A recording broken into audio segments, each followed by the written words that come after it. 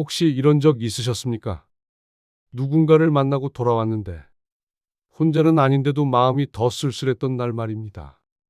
분명 같이 밥을 먹고 같이 웃고 이런저런 이야기도 나눴는데 집에 돌아와 문을 닫는 순간 이상하게 가슴 한쪽이 서늘해진 적은 없으셨습니까? 내가 무슨 잘못을 한 것도 아닌데 괜히 작아진 것 같고 괜히 눈치를 본 것 같고 괜히 참은 것 같은 그 기분 말입니다. 그래서 오늘 이야기는 조금 조심스럽지만 꼭 드리고 싶은 말씀입니다. 만약 요즘 사람 때문에 자주 지치고 관계 때문에 마음이 자꾸 무너진다면 오늘 이야기는 끝까지 들어보셔야 합니다. 아마 들으시는 동안 여러분 마음속에도 한 사람, 두 사람 떠오르실지 모릅니다. 그리고 혹시 오늘 이야기 속에서 내 마음과 닿는 대목이 있으시다면 구독과 좋아요로 함께 해 주십시오. 끝까지 들으시면 왜 65세 이후에는 사람을 붙잡는 것보다 잘 정리하는 일이 더 중요해지는지 아마 분명하게 느끼시게 될 것입니다. 그럼 바로 시작합니다. 사람 때문에 무너진 마음은 결국 사람을 잘 가려낼 때 비로소 평안을 되찾는다. 참 묵직한 말이지요. 젊을 때는 웬만한 서운함쯤은 넘길 수 있었습니다. 바쁘게 살다 보면 잊히기도 했고 다시 시작할 힘도 있었습니다. 그러나 65세 이후는 다릅니다. 이제는 시간이 더 귀하고 마음은 더 깊어지고 한 번 상한 감정은 생각보다 오래 남습니다. 그래서 이 시기에는 사람을 많이 두는 것보다 내 마음을 함부로 다치게 하지 않는 것이 훨씬 중요해집니다. 그런데도 많은 분들이 관계만큼은 쉽게 정리하지 못합니다. 왜냐하면 오래 봤으니까요. 가까운 사이라서요. 괜히 내가 매정한 사람처럼 보일까 봐서요. 그래서 참고 또 참습니다. 하지만 문제는 그 참음이 미덕이 될 때도 있지만 어떤 순간부터는 내 마음을 갉아먹는 독이 되기도 한다는 점입니다. 66세 이성수 씨의 이야기를 한번 들어보겠습니다. 오랜만에 고향 친구들과 저녁 약속이 잡혔습니다. 식당 문을 열고 들어서는 순간만 해도 기분이 참 좋았습니다. 야, 성수야, 얼굴 좋아졌다. 그러게, 다들 아직 정정하네. 그렇게 서로 반가운 인사를 주고받으며 자리에 앉았고 한동안은 분위기도 무척 화기애애했습니다. 건강은 어떤지, 자식들은 잘 사는지, 누가 어디가 아팠는지, 또 옛날 학창 시절에는 누가 제일 말썽꾸러기였는지 이야기는 자연스럽게 흘러갔습니다. 그런데 바로 그때였습니다. 한 친구가 술잔을 들더니 말끝마다 거친 욕설을 섞기 시작했습니다. 처음에는 다들 에이, 또 시작이네 하며 웃어넘겼습니다. 고향 친구들끼리야 그럴 수도 있다고 생각했기 때문입니다. 그런데 시간이 갈수록 그 말투는 점점 더 심해졌습니다. 야, 성수 너는 아직도 그런 거 하고 다니냐? 아니, 그 나이에 뭘 새로 배운다고 그래. 에이, 너는 원래 좀 답답했잖아. 내가 너 오래 봐서 아는데 넌 원래 그런 스타일이야. 말은 웃으면서 했습니다. 어깨를 툭 치기도 하고 친구니까 하는 말이지. 하며 잔을 채워주기도 했습니다. 하지만 듣는 사람 마음은 전혀 웃기지 않았습니다. 옆자리에 앉은 사람들까지 순간 조용해질 만큼 민망했고 식탁 위 공기마저 묘하게 얼어붙었습니다. 이성수 씨는 겉으로는 따라 웃었습니다. 아, 됐어. 입마하며 넘기는 척도 했습니다. 그러나 속은 달랐습니다. 자꾸만 가슴 한쪽이 서늘해졌고 웃고 있으면서도 얼굴이 굳어지는 걸 스스로 느꼈습니다. 집으로 돌아오는 길, 그 말들이 이상하게 자꾸 귓가에 맴돌았습니다. 별말 아닌 것 같은데 기분이 나빴습니다. 괜히 속이 뒤집히고 어쩐지 마음이 묘하게 불편했습니다. 그리고 문득 이런 생각까지 들었습니다. 내가 정말 뒤처진 건가? 내가 너무 예민한 건가? 그냥 친구 사이 농담인데 내가 혼자 심각하게 받아들인 건가? 하지만 아닙니다. 그 불편함에는 분명한 이유가 있습니다. 사람을 무너뜨리는 말은 늘 큰 소리로 오지 않습니다. 오히려 친한 척, 아는 척, 걱정하는 척 다가옵니다. 그래서 더 헷갈립니다. 그러나 마음은 압니다. 좋은 말은 듣고 나면 마음이 편안해집니다. 반대로 나를 깎아내리는 말은 듣고 나면 괜히 주눅이 들고 내 자리가 작아진 것처럼 느껴집니다. 왜 그럴까요? 그 말 속에는 진심 어린 조언이 아니라 은근한 우위가 숨어 있기 때문입니다. 상대보다 내가 더 낫다는 확인, 내가 더 잘한다는 과시, 내가 더 위에 있다는 묘한 만족감이 배어 있기 때문입니다. 그러니 듣는 사람은 설명할 수는 없어도 마음이 먼저 움츠러드는 것입니다. 젊을 때는 이런 말을 흘려보낼 수 있습니다. 뭐, 저 사람 원래 저렇지 하고 넘길 힘도 있습니다. 그러나 65세 이후에는 다릅니다. 이 시기에는 자존심보다 자존감이 더 중요해지고 사람의 말 한마디가 생각보다 오래 남습니다. 그리고 그 말이 반복되면 사람은 어느새 자신을 접기 시작합니다. 말수가 줄어듭니다. 하고 싶은 것도 괜히 망설이게 됩니다. 내 취향도, 내 계획도, 내 열정도 부끄러운 것처럼 느껴집니다. 결국 내 삶의 중심이 내 마음이 아니라 남의 평가로 기울기 시작하는 것입니다. 이럴 때 꼭 기억해야 할 말이 있습니다. 말이 칼이 될 때 침묵은 미덕이 아니라 상처가 된다. 친구라는 이름으로, 오래 봤다는 이유로 함부로 말하는 사람까지 견뎌야 할 의무는 없습니다. 진짜 가까운 사이라면 내 마음을 편하게 해야지.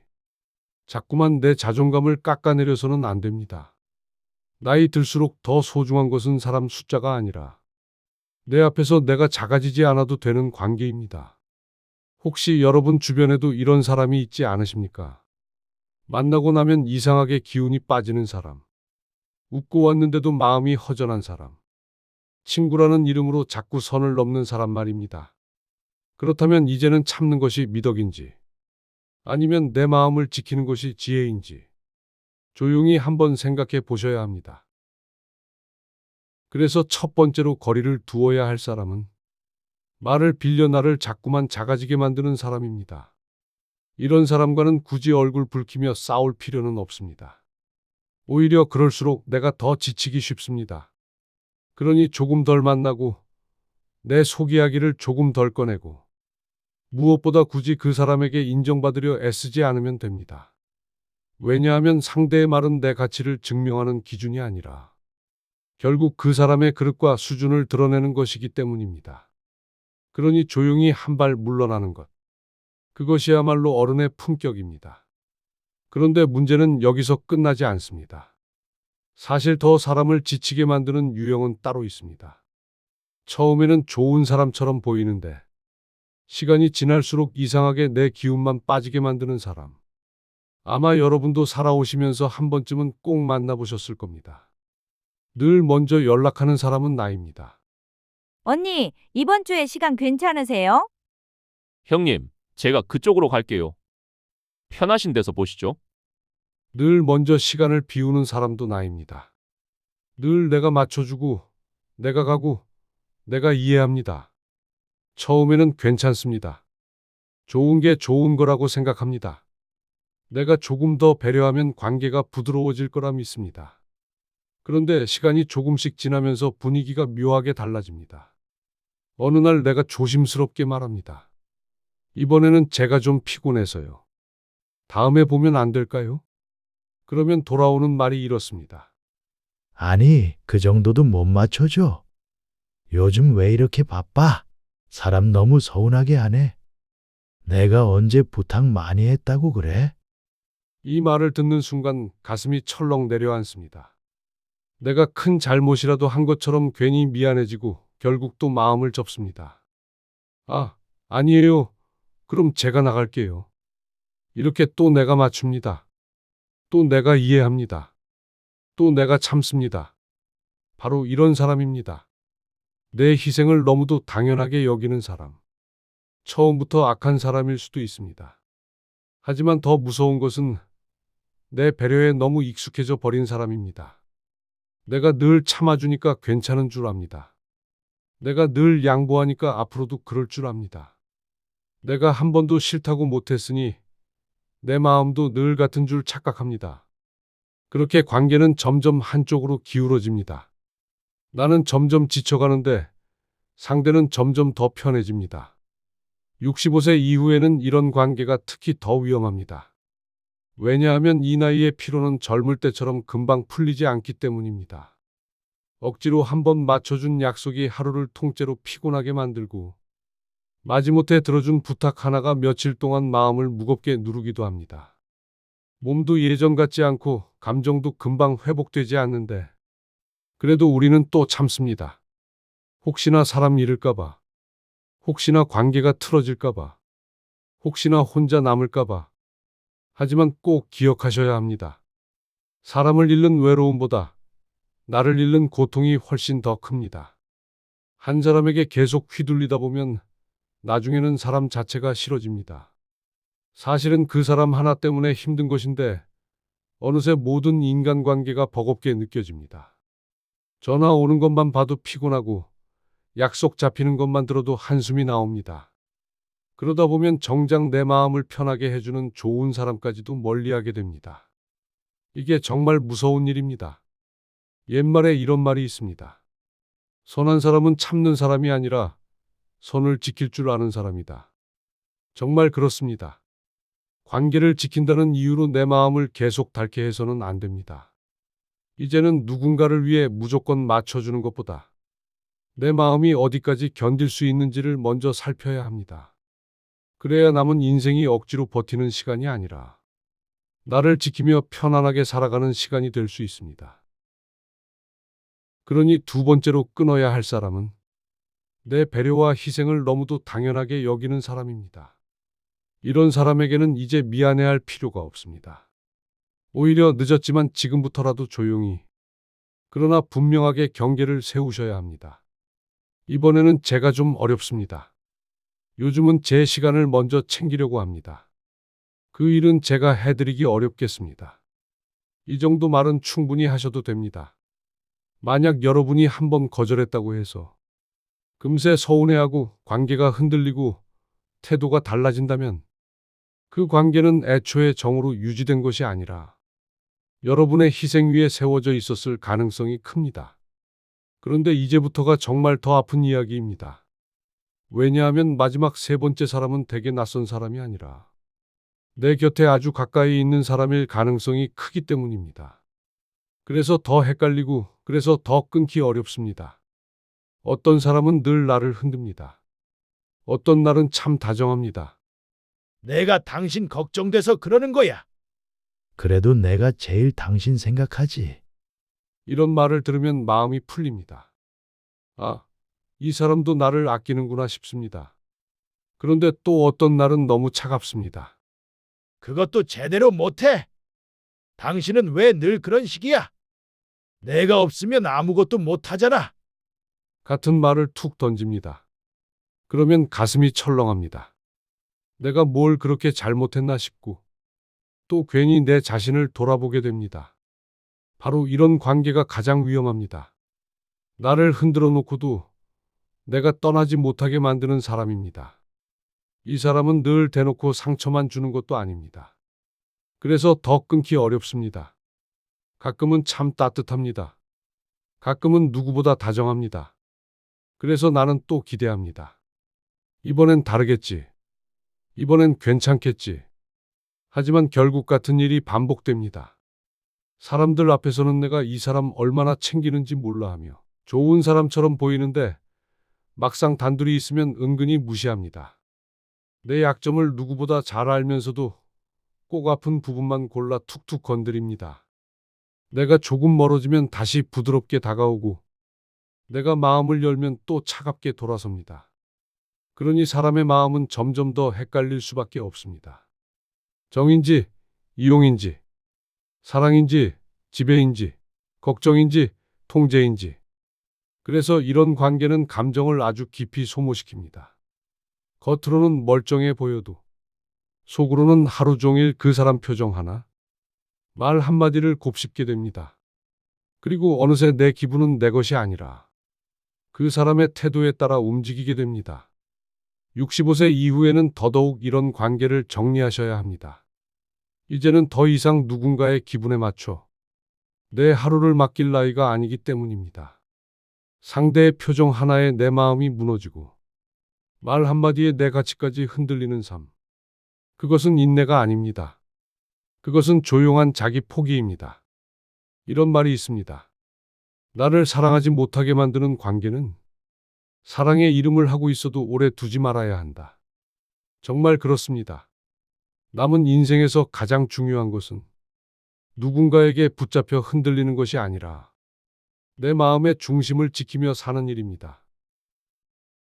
그래서 세 번째로 반드시 끊어야 할 사람은 나를 계속 흔들어 놓으면서도 이상하게 내가 쉽게 떠나지 못하게 만드는 사람입니다. 사실 이 사람과의 관계가 가장 어렵습니다. 왜냐하면 남처럼 딱 잘라 끊어낼 수 있는 사이가 아니기 때문입니다.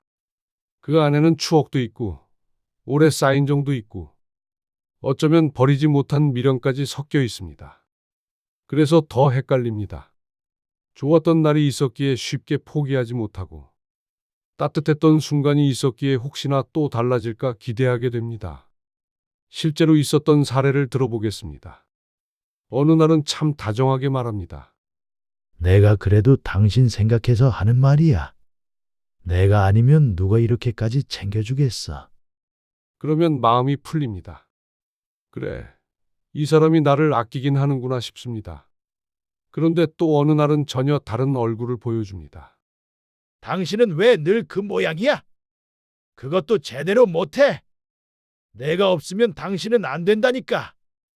이 말을 듣는 순간 가슴이 철렁 내려앉습니다. 분명 가까운 사람인데 이상하게 위로보다 상처를 더 많이 받습니다. 더 무서운 것은 이 관계가 늘 나쁘기만 한 게 아니라는 점입니다. 가끔은 잘해줍니다. 가끔은 누구보다 따뜻합니다. 그래서 나는 또 스스로를 달랩니다. 이번엔 다르겠지.